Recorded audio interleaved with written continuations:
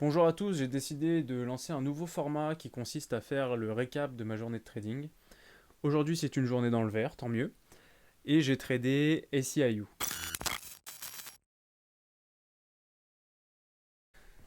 Donc comme vous pouvez le voir sur ce graphique, j'ai pris mon premier trade sur SEIU en ce qu'on appelle en pré-market, c'est-à-dire avant l'ouverture officielle des marchés américains, où j'ai tenté de rentrer après ce breakout sur ce bull flag. Malheureusement, j'ai été stoppé, pensant que ça allait retourner sous la trendline qu'on voit que je viens de tracer ici en blanc.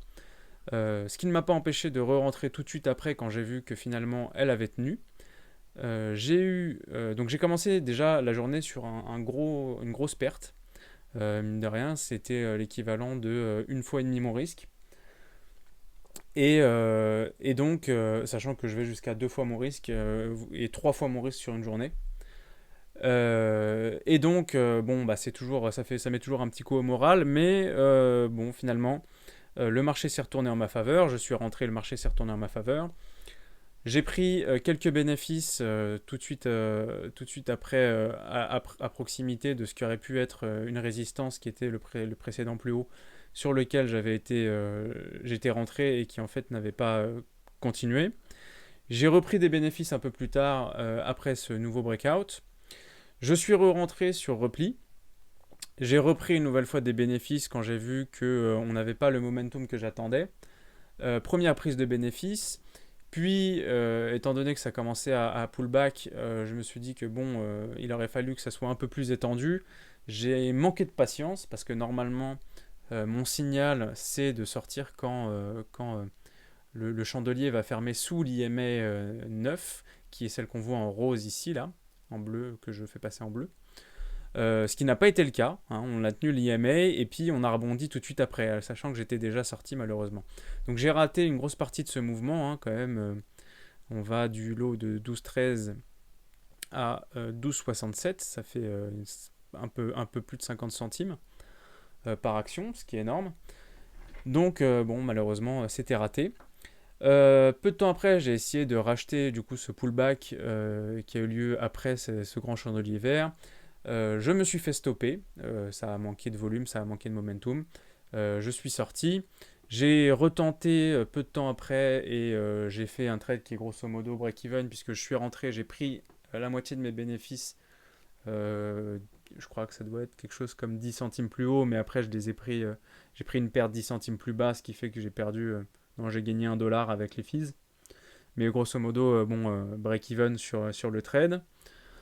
Après ça, en fait, on a eu une espèce de double top qui s'est formé ici, hein. Alors, hop, hop. On a un double top qui s'est formé avec le précédent haut pré-market et ce plus haut là. Donc, bon, j'ai préféré attendre pour voir un peu ce qui se passait. Euh, Ensuite, je suis rentré. Alors, attendez. Là, c'est 9h41. 9h41, c'est 15h41 sur le marché américain. Je suis rentré short. Ouais, c'est bien ça. Je suis rentré short après. Alors, en fait, là, on a une trade line qui a cédé. On a cette espèce de false breakout au-dessus de cette ligne de résistance à 12,72, hein. Donc là, on a ce qu'on appelle un false breakout. C'est tout simplement ce qu'on appelle, c'est un piège en quelque sorte pour les boules. Et c'est un pattern que j'apprécie parce qu'il est généralement un signal assez fort que le marché va se retourner. Alors là, je ne l'ai pas tradé parce que bon, j'avais commencé déjà à prendre certains profits et puis mon objectif, c'est avant tout de partir vert en ce moment, c'est de finir la journée dans le vert, étant donné que j'ai fait un mois de juillet qui était assez mauvais et là, en août, j'ai pas beaucoup tradé justement pour me recentrer un peu. Et donc là, mon objectif primaire, c'est vraiment faire cette première semaine dans le vert, puis ce premier mois, et puis après, je vais commencer à prendre un peu plus de risques et rescaler un peu plus mes positions, prendre, disons, des sizes un peu plus grandes. Bon, toujours est-il que ici, ce qu'on voit, c'est que on a donc ce false breakout, puis la rupture de cette trendline. J'ai essayé de rentrer, voilà, quelque part par là, voilà, ici. Euh, après une espèce de rebond sur un pullback des EMA qu'on voit en 1 minute. Je pense qu'en 5 minutes, voilà, c'est peut-être un pattern plus qu'il y avait sur 5 minutes en fin de compte. C'était sur l'IMA 9 en 5 minutes que ça tenait. Donc ça a rebondi, je suis rentré. Le marché était, comment dirais-je, très indécis. On voit les chandeliers qui marquent des grandes ombres. Ce qui est assez stressant, surtout quand on a déjà pris un peu de profit et qu'on aimerait les conserver. Donc je suis sorti assez vite break-even, j'ai perdu juste les fees, je suis rentré à 85, je suis ressorti à 85 tout de suite après. Et enfin, j'ai pris un dernier trade où je suis rentré en 2 fois, toujours short side. Donc contre IMA, donc pullback contre IMA ici en 9 et ici à proximité du VWAP alors que là on voit pas. Il faudrait que je trouve une configuration où je peux vous montrer à la fois TradingView et mes trades parce que l'avantage là sur IB c'est que vous voyez où je suis entré et où je suis sorti. Malheureusement j'ai pas réussi à superposer cette fenêtre d'IB sur ma fenêtre TradingView. Donc, va falloir me faire confiance sur le fait que là, c'était un rebond contre le VWAP.